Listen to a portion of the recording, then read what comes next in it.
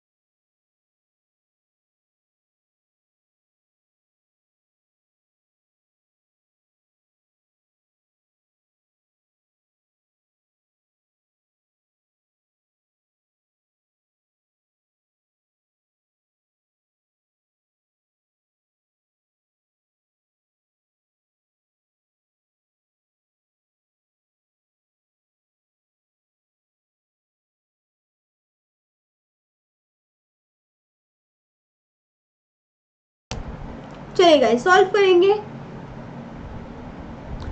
सफलता का रहस्य उद्देश्य की निरंतरता है। मतलब यहाँ पे बोला गया है कि जो सीक्रेट है ना सक्सेस का, वो कंसिस्टेंसी है पर्पस की। ठीक है, मतलब अगर आपको एक सफलता लानी है तो उसका रहस्य ये होगा कि आपका जो एम हो वो डेली, मतलब आप उस पर डेली पर काम कर रहे हो। पानी के लगातार टपकने से पत्थर खराब हो जाता है। क्या ये निष्कर्ष है? बिल्कुल सही है भाई। निरंतरता मतलब पानी क्या हो रहा है, डेली बेसिस पे टपक रहा है, तो इसका मतलब पत्थर खराब हो रहा है, तो ये सही है। सफलता प्राप्त करने के लिए एकल निष्ठा आवश्यक है, बिल्कुल सही है। दोनों ही स्टेटमेंट के अंदर से निकल के आ रहे हैं, दोनों ही हम एज अ कंक्लूजन बोल सकते हैं। क्वेश्चन नंबर 8,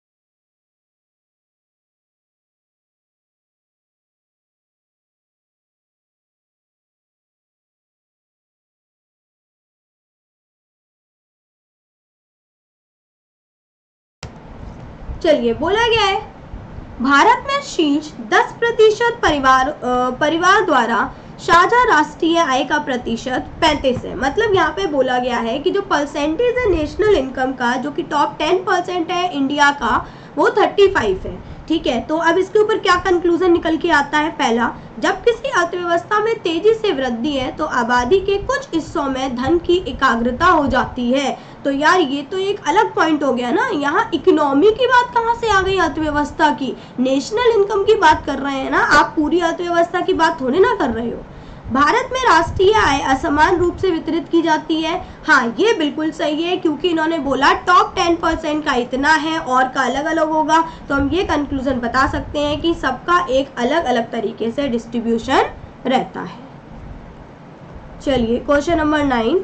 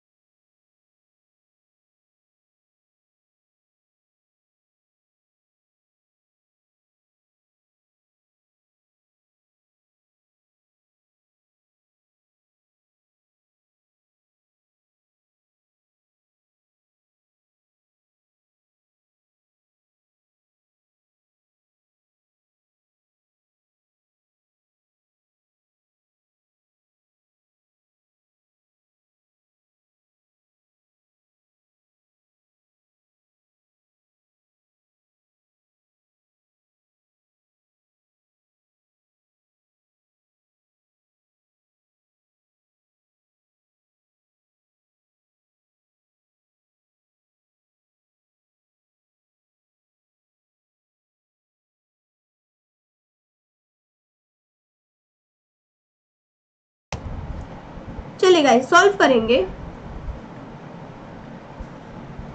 प्रधानमंत्री ने सशक्त रूप से कहा कि उनकी सरकार गरीब किसानों और कृषि श्रमिक के उत्थान के लिए हर संभव प्रयास करेगी। मतलब एक स्टेटमेंट दिया है यहाँ पर, किसने? प्रधानमंत्री ने सशक्त रूप से कहा है। ठीक है, तो निष्कर्ष क्या निकलता है कि गरीब किसानों और कृषि श्रमिक को छोड़कर अन्य सभी लाभ प्राप्त होगा। भाई ये क्या बात हो गई, इररिलेवेंट हो गया, अन्य लोगों की बात कब की गई है? समाज के किसी भी वर्ग के उत्थान के लिए अतीत में कोई गंभीर प्रयास नहीं किए गए। ऐसा कहाँ लिखा हुआ है कि पहले कोई काम नहीं हुआ है? आप अपनी मर्जी से कैसे सोचोगे?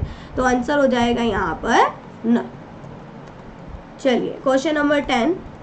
चलो गाइस, ये आपको होमवर्क के लिए रहेगा, एक बड़ा क्वेश्चन है, अब इसको मैं कल समझाऊंगी, ठीक है। चलिए तो जल्दी से सभी लोग स्क्रीनशॉट ले लीजिएगा, अगर कोई भी दिक्कत हो तो आप लोग मुझसे पूछ सकते हो।